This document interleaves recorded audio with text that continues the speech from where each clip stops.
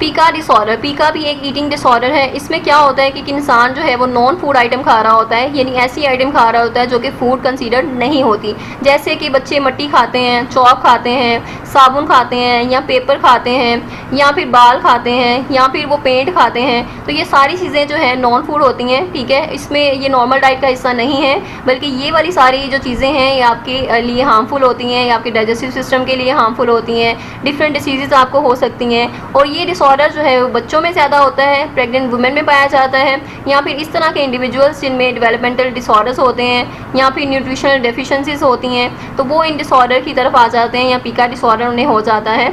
सो इस तरह पीका डिसऑर्डर को एड्रेस करना, सबसे पहले उसको डायग्नोस करना, डायग्नोस्टिक क्राइटेरिया को यूज़ करना ज़रूरी होता है, सो दैट कि उस क्राइटेरिया अगर मैच हो रहा है देन ट्रीटमेंट जो है उसका स्टार्ट हो जाता है, सो दैट कि कोई जो फर्दर इश्यूज़ होते हैं उनको कवर कर लिया जाए, उनसे बचा लिया जाए। उन्हें डाइजेस्टिव इश्यूज़ होते हैं, पॉइजनिंग हो सकती है, उन्हें ब्लॉकेज हो सकता है डाइजेस्टिव ट्रैक्ट में, तो ये सीरियस जो है इलनेस हो सकती हैं उन्हें, अगर वो इस डिसऑर्डर यानी इसको अगर वो मैनेज ना करें या हैंडल ना करें या इसको कवर ना करें। सो इसका ट्रीटमेंट जो है इसलिए बहुत ज़रूरी है, ताकि जो फर्दर जो कॉम्प्लिकेशंस हैं उनसे बचा जा सके, और उनके लिए बेहतर जो है वो तदबीर पहले ही की जा सके।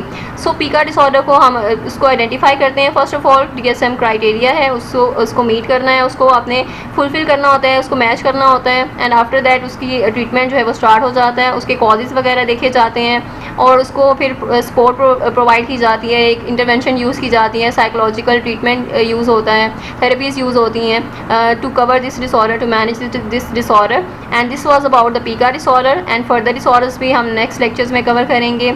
Till then take care.